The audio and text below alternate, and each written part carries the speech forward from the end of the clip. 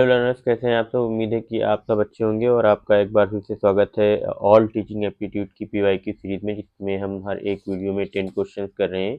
ये सारे के सारे यूजीसी नेट पेपर 1 की जो टीचिंग एप्टीट्यूड है उसके प्रीवियस ईयर क्वेश्चंस हैं। इसमें हम अराउंड 110 क्वेश्चंस कर चुके हैं। आज इस वीडियो में हम 10 मोर क्वेश्चंस करेंगे। आपकी जानकारी के लिए बता दूं कि हम यहाँ पर मैथमेटिकल रीजनिंग, रिसर्च एप्टीट्यूड और इसके साथ साथ कम्युनिकेशन की भी सीरीज कर रहे हैं। तो ये जाकर के प्ले लिस्ट मैंने बना दी है, आप जाकर के प्रीवियस वीडियोस में देख सकते हैं। चैनल को सब्सक्राइब कर दें ताकि जैसे ही हम दूसरी नई यूनिट ऐड करें या कोई वीडियो ऐड करें तो आप उसको अच्छे से देख सकें। तो आज का हमारा पहला क्वेश्चन है, which one of the following statement is correct in the context of multiple choice type question. They are more objective than true false type, they are less objective than essay type questions, they are more subjective than short type questions, they are more subjective than true false type questions। तो देखिए इसका जो right answer होगा वो है they are more objective than true and false type questions, because they are less objective than essay type questions। ये बिल्कुल incorrect है, क्योंकि जो essay type questions होते हैं उसमें आप जो जितने भी कैंडिडेट्स होते हैं उनको अच्छे से जज कर सकते हैं और वो बहुत सारी चीज़ों का और पता चलता है। और जो they are more subjective than short answer type question, तो ये भी इनकरेक्ट है और ये भी इनकरेक्ट है। जो they are more subjective than true false type question, तो they are more objective than true and false type question, ये आपका करेक्ट है। नेक्स्ट क्वेश्चन है, greater the handicap of the students coming to the educational institution, greater the demand on the, किसके ऊपर होगी, family के ऊपर या टीचर के ऊपर या फिर सोसाइटी के ऊपर या स्टेट पे। तो जो जो स्टूडेंट्स होते हैं विद ग्रेटर हैंडीकैप, सोशल या इकोनॉमिक या फिजिकल लर्निंग और इमोशनल, तो they require more individual attention. उनको ज़्यादा ज़रूरत होती है एक बेटर पेडागोजिकल स्किल्स की। उन्हें ज़्यादा ध्यान देना चाहिए। जो टीचर्स होते हैं, जैसे कि उनको रिक्वायरमेंट होती है एम्पैथी की, पेशेंस की, एडेप्टेबिलिटी की, और कई बार स्पेशलाइज इंस्ट्रक्शनल स्ट्रेटजीज और सपोर्ट की ज़रूरत होती है। तो जो टीचर होता है आपका ये सारी चीज़ों का ध्यान रख सकता है। All these place the maximum immediate and direct demand on the teacher, so who is the key agent in teaching learning process. तो ये सारे के सारे होते हैं जो आपके टीचर्स के ऊपर जो सारी रिस्पॉन्सिबिलिटी होती है वो आती है। As a chairman of independent commission on education, Jacques Delors report on UNESCO was titled. तो उसका क्या टाइटल था, ये क्वेश्चन बहुत पूछा जाता है एग्जाम में, तो आप इसको ध्यान रखना। Learning the treasure within, इसका टाइटल था। नेक्स्ट क्वेश्चन है हमारा, identify the following element of a teacher has to take cognizance of while addressing in the classroom. तो इसका हमें वो इम्पोर्टेंट एलिमेंट आइडेंटिफाई करना है जिसमें टीचर को बहुत ज़्यादा जिस पे ध्यान देने की जरूरत है। कॉग्निजेंस, आप इस तरह के कीवर्ड्स हैं, इसको ध्यान रखा कीजिए। कॉग्निजेंस का मतलब होता है किसी चीज़ पे ज़्यादा तवज्जो देना। तो टीचर को किस पे ज़्यादा तवज्जो देना चाहिए, अवॉइडेंस ऑफ प्रॉक्सिमिटी पे, वॉइस मॉड्यूलेशन, रिपीटेटिव पॉज या फिक्स पोस्चर। तो इसका राइट आंसर है वॉइस मॉड्यूलेशन। नेक्स्ट क्वेश्चन है, the use of teaching ads is justified on the grounds of attracting students attention in the classroom, minimizing indiscipline problems in the classroom, optimizing learning outcomes of the students, effective engagement of students in learning। तो इसका जो right answer है वो optimising learning outcomes of students.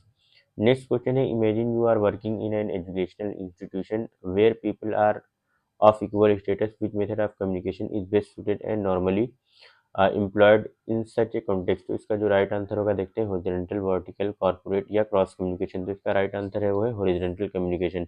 Vertical communication में क्या करते हैं, जब लोग इक्वल स्टेचर के नहीं होते हैं, अलग अलग जो उनकी हायरार्की होती है उसमें लोग कम्युनिकेट करते हैं। As a teacher, select the best option to ensure your effective presence in the classroom। ये भी रिपीटेड क्वेश्चन है, बट इस तरह के क्वेश्चन सब कम पूछे जाते हैं, फिर भी आप देख लें, क्या पता पूछ ले एग्जाम में। Use of peer command, making aggressive statements, adoption of well established posture, being authoritarian. तो इसका जो राइट आंसर है वो होगा adoption of well established postures. Next question है, द पर्पस ऑफ, ये बहुत अच्छा क्वेश्चन है, आप इसको बहुत ध्यान से करना। The purpose of higher education is to promote critical and creative thinking abilities among students। ठीक है, तो करेक्ट है। assertion रीजन में जब भी आप assertion या रीजन पढ़े तो आप पहले ध्यान दें कि वो सही है या नहीं सही, फिर उसके बाद आप देखें कि उसको एक्सप्लेन कर रहा है कि नहीं। These abilities ensure job placements। तो इसमें जो आपका ऑप्शन दिया हुआ है, इसमें both A and R are true and R is the correct explanation of A. Both A and R are true but R is not the correct explanation of A. A is true, R is false, and A is false and R is true. तो इसका जो सबसे अच्छा तरीका है करने का वो ये है कि आप पहले देखिए कि जो असर्शन है वो सही है कि नहीं सही। तो आप जब भी असर्शन देखेंगे तो purpose of higher education is to promote critical and creative thinking abilities among student. तो ये तो बिल्कुल सही है, 100% करेक्ट है। These abilities ensure job placement. देखिए यहाँ पे एक वर्ड दिया हुआ है इंश्योर। इंश्योर का मतलब होता है 100%। तो क्या ये बात सही है कि जो क्रिएटिव थिंकिंग और थिंकिंग एबिलिटीज जो होती हैं, क्रिएटिव थिंकिंग एबिलिटीज या जो क्रिटिकल थिंकिंग होती हैं या जिसके अंदर ये सारी चीज़ें होती हैं उससे 100% जॉब मिल जाती है? तो ऐसा नहीं है, और भी बहुत सारी स्किल्स की रिक्वायरमेंट होती है। ये चीज़ें आपको जो यहाँ पे दिया हुआ है कि critical and creative thinking abilities जो हैं, ये चीज़ें आपको हेल्प कर सकती हैं, but they will not ensure 100% job. जब भी ये इंश्योर जैसे वर्ड्स आए या कह लीजिए कि ऑलवेज आए या गारंटी आए, तो इसका मतलब ये होता है कि they are talking about 100%, they are talking about something absolute. तो यहाँ पे चीज़ें एब्सोल्यूट नहीं होती। तो इस वजह से जो ऑप्शन आपका रीजन है वो रॉन्ग हो जाएगा। तो आपका जो करेक्ट ऑप्शन होगा ऑप्शन सी होगा, A is true and R is false. कई बार आपको लगेगा कि these abilities ensure job placement, ऐसा नहीं है। जब भी इस तरीके की चीज़ें, अगर ये यहाँ पे लिखा होता है these abilities may help in ensuring job, तो ये ऐसा जो है इस तरीके का स्टेटमेंट होता तो सही होता। देखते हैं नेक्स्ट क्वेश्चन क्या है हमारा।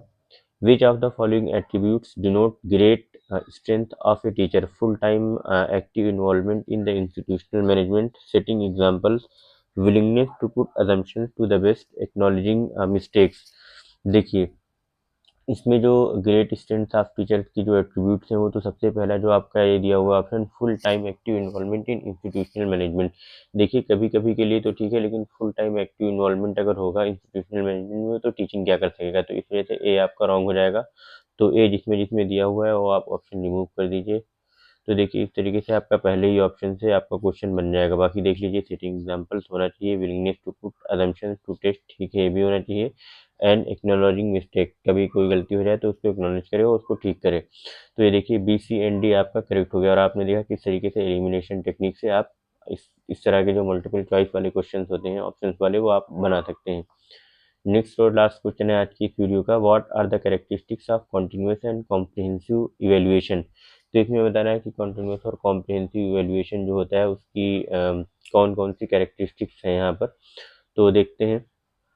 It increases the workload on students by taking multiple tests. It replaces marks with grade. It evaluates every aspect of student. It helps in reducing examination phobia.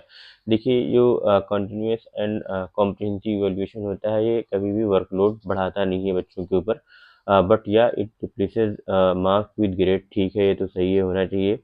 And it evaluates every aspect of student, सबसे अच्छी और बड़ी feature जो है continuous and comprehensive evaluation की यही है कि it evaluates every aspect of student. It helps in reducing examination phobia, क्योंकि बार बार जब बच्चा एग्जाम देता रहता है तो एग्जामिनेशन फोबिया उसके दिमाग से निकल जाता है। तो इस तरीके से जो आपके राइट ऑप्शन होंगे बी सी एंड डी। तो ये देख लीजिए आपके आंसर ये आ गए। क्वेश्चन 10 कंप्लीट हो चुके हैं इस वीडियो के। लाइक करें, शेयर करें, सब्सक्राइब करें और बने रहें हमारे साथ। मिलते हैं तब तक आपसे नेक्स्ट वीडियो में।